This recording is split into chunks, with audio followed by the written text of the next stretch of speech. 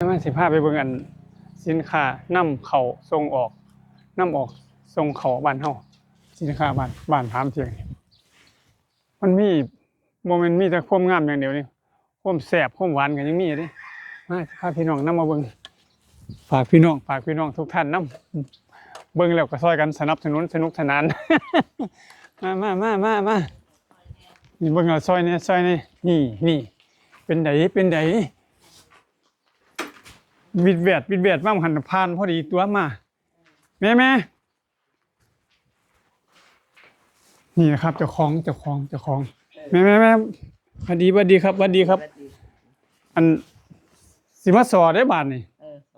พืชผลการเกษตรนกเป็ดน้ำถ้ำผาเจาะเลาะดงลานสงกรานต์แก่งตู้ข้ามขวัญอำเภอศรีชมพูเฮาพืชผลการเกษตรนี่แหละกับบักนาวตูมใหญ่นี่คือบักตูมหายที่ไหนแนมไกลๆเขาเจ้าก็ว่าบักตูมมากยังบัดมักละมุดบักละมุดจังไหนมันหน่วยใหญ่สิมันคนเพี้ยนดีเนาะปลูกเองบ่ปลูกเองจ้ะเนาะบ่ปลูกเองบ้านนี้จำนวนปลูกนี่จังมีซ้ำนี่บ่เอากับอยู่ในนี่นี่ก็มีซ้ำกับเข่งกับคุ้มไว้พุ่นเด้เอาคุ้มไว้บ่แม่นไม้ตินั่นโอ้ยบ่เร็วเนาะมักละมุดตัวมักละมุดตินั่นละมุดปลูกจังไรมันได้กระดอกกระเดียแท้ปลูก5 ไร่บ่นี่แม่นจักต้นบัด100 ต้น5 ไร่6 ไร่นี่ล่ะ100 ต้นจักเดือนมันจังสูงไงจังหน่วยใหญ่แก่มันก็5 เดือนโอ้5 เดือน5 เดือนเดือนนี้เดือนมีนาเนาะสิได้ขายอีกโดนบ่นี่ขายประมาณฮอดเมษานี่ล่ะโอ้ฮอดเมษาบ่คิดบ่ฝันได้ว่ามันสิหน่วยใหญ่ปานนี้เคยไปซื้อกินของเขาเจ้าบ่คลออยู่เนาะมึงนี่บ่แม่นธรรมดาเด้เบิ่งกำปั้นที่ละมันมันบ่ใหญ่จังว่าไปขายทางไหนเขาเจ้าหน่วยใหญ่นี่สิเบิดก่อนหน่วยน้อยก็เลยคัด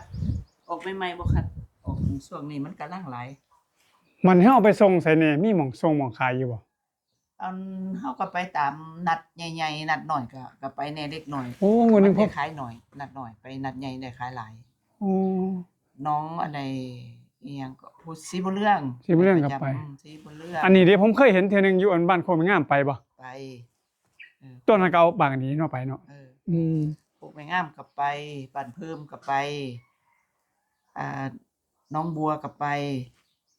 แต่ว่าน้องบัวนี่ไปบ่ดูหรอกไปห่างๆพี่น้องเพิ่นอยากได้บัดมาเอาพี่ได้บ่หรือให้เพิ่นสั่งแล้วเฮาไปส่งก็ได้แบบใดเอาแล้วแต่ความสะดวกคันว่าเอาหลายเฮาไปส่งก็ได้อยู่หรือมาเอาก็ได้ให้ไปส่งก็ไปคันเอาหลายนะมันจะคุ้มค่าเฮาบัดนี้ราคาต่อกิโลนี่ก็แล้วแต่สิคุยกันแต่ไก่ปกติคันมาเอาอยู่นี่ก็ราคากิโลละ20 บาทก็ให้คันเอาหลายจำนวนหลายโอ้จำนวนหลายไปขายอยู่ตลาดนัดจังหวัดกิโลหน่วยใหญ่30โอ้ครับถ้าไปขายอยู่ตลาดนัดมันก็สิมีค่าสถานที่เนาะแม่นหน่วยใหญ่30 บาทมารับอยู่นี่กิโล20โล25แล้วแต่หน่วยน้อยหน่วยใหญ่คันให้คัดก็25หน่วยน้อยก็20คันรวมๆนี่ก็20บ่ให้คัดบ่ให้คัดคือเฮาให้แม่นคัดกับสั่งเลยโอเคเนาะคัดแต่หน่วยเสียหน่วยเฮาบ่ใส่งานบ่ได้นะมันก็มีเด็กน้อยเพราะว่าเฮาขึ้นหลายคนจริงนึงนี่จักโลเฮาเอาแบบพอดีก็20กับ25คันสวดๆจังซี่30โอ้คันเอาเก่งนึงนี่เอาเลยกิโล20 บาท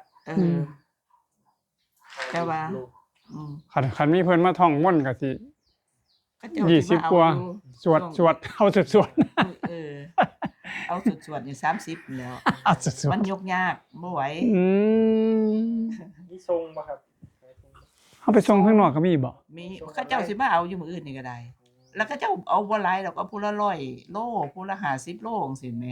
มันเฮาก็ต้องการเอาหลายน่ะเพราะว่าของเฮาอย่างนี้มันหลายผมว่า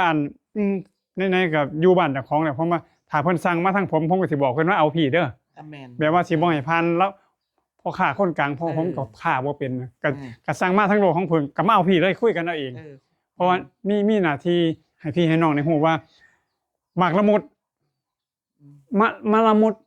ภาษาไทยว่านี่หมากจักแล้วภาษาไทยก็สิเรียกผลไม้ละมุดเนาะมะละมุด มันละมุด อยู่ผาน้ำเที่ยงก็มีครับอยู่ผาน้ำเที่ยงบ้านโลกของผึ่งก็มีครับ สนใจก็สั่งเอาครับ สั่งเอาผ่านช่องทางโลกของผึ่งก็ได้ ผมจะพามาซื้อนำเลย เนี่ย ไม่ได้ฝากให้ ฮะ ไม่ได้จงให้ ไม่ได้ส่งให้ ถ้าส่งให้มันก็จะเป็นอีกแบบหนึ่งก็จะคุยเว้ากันอีกทีหนึ่งเพราะผมก็ไม่อยากลำไรคืออยากให้ผ่านโดยตรง แม่น ไม่ยังไง อันนี้ถ้าส่งไปทางไก่ต้องเอาส่งประมาณหมักสุก ส่งดิบเลย ส่งดิบ ส่งดิบเลย บ่มได้ไหม แม่นเอาบ่มเฮาก็ใส่ใส่กระดาษหนังสือพิมพ์ห่อ โอ้หนังสือพิมพ์ห่อ แล้วก็ผ้าคลุม2คืนย่าง2คืน สองคืน ในจกขายเลย เพราะพอที่ส่งไปให้ภรรยาเพิ่นส่งธรรมดา ผู้เพิ่น แม่ เตเซนี่ ผมเคยส่งไปให้ลูกอยู่หัวหิน ไปฮอดสุกแหน่บ่สุกแหน่เลือกกินได้ พอดี บ่ใส่เกล็ดใส่หยัง ส่งธรรมดา ส่ง 7มื้อบ่ เฮ้ย 3 มื้อ 3มื้อ 3มื้อ โอ้ธรรมดา บ่ 3 ใส่ มื้อ เกล็ดใส่หยังเลย โอ้จับหน่วยนี่ไปเลยบ่มเลย แม่นบ่ได้บ่มแบบเอาไปใส่กล่องลงให้ลูกเลยนี่แหละไปฮอดพุ่นมันเลือกหน่วยกินได้ หน่วย เอา กิน ไป พอ แต่ ดี หน่วยดิบ หน่วยสุกกับสุก หน่วยสุกก็สุกหน่วยดิบก็ดิบอย่าเอาหน่วยสุกไปเดินทางต้องห อื น่วยดิบ มมื้อนี้สิมาเอานำ เออ ผู้เพิ่นเตเซเพิ่นจังได้ให้ภรรยาเพิ่นเตเซบ่จ้ะว่า โอ้ยหาเว้าหลายเนาะเขาบ่เอิ้นเตเซ่แล้วก็เอิ้นต้มตำ จน ใครอยู่บ่ว่าตาสะขอบคุณหลายๆครับขอบคุณครับขอบคุณเบิ่งพี่น้องเด้อสนอกสนใจจังได้มักละมุดบ้านโลกของเพิงครับ เพราะว่าเพิ่นเฮ็ดเพิ่นขยันอีหลียอมรับว่าผู้เฒ่าขยันอีหลีอีพ่อใหญ่เราขยันอีหลีไปสู่เช้าสู่แรงผมไปได้ออกกำลังกายสิสวนเราตลอด เออ น่าสิไปสวน เดี๋ยเราบ่ค่อยได้ไปปานใดเราบ่แข็งแรงเรา อืม มีลูกประจำตัวแต่ก่อนโอ้ยไปสิตื่นทอเราเนาะ แม่น ไป สร้าง วน มามีหยังแน่บัดแนวที่เฮาขายมีนอกจากละมุดแล้ว ก็บ่ ช่วงนี้บ่มีเนาะเพราะว่าพ่อใหญ่บ่แข็งแรง บ่ข็ง แต่ก่อนนี่มีมันสุอย่างเนี่ยอยู่แนวกิน ขอบคุณพี่น้องครับ ขอบคุณครับ ขอบคุณครับ